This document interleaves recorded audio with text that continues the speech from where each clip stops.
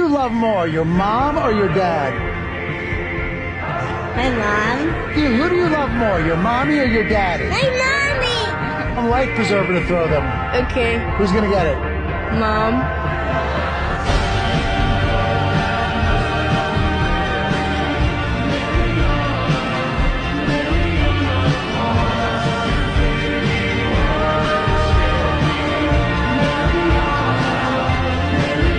Wala namang issue kung mahal talaga ng mga anak ang nanay nila.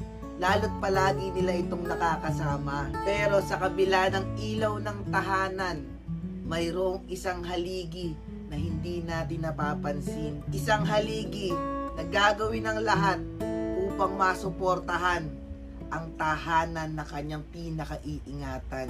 Usapang tatay tayo, may mga tatay na akala nating masama dahil ang oras niya sa pamilya ay limitado at bibihira. Pero kung atin palang tutuntunin, malalaman pala natin na mahirap pala maging isang ama na sa bawat araw ay kailangan kumilos ka para may makain at may mauwing pera para sa iyong pamilya.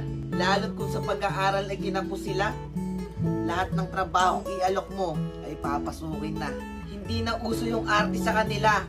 Kahit na magpuro grasa, pawis, pintura o kahit anumang mantsa, binabaliwala alang-alang sa mga taong mahal niya. Hindi mo makikita ang nanghihina, ngiti pa rin ang salubong sa bawat uwi niya. Walang bakas ng pagod, bagkus saya ang dala dahil mayroon siyang kinitang pera sa araw na to para sa kanyang mahal na pamilya. Ganyan ang karamihan sa ating mga dakilang ama.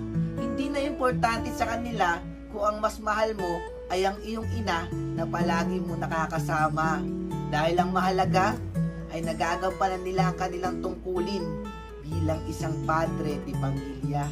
Kaya saludo po sa mga tatay na hindi nagpabaya ng kanilang obligasyon.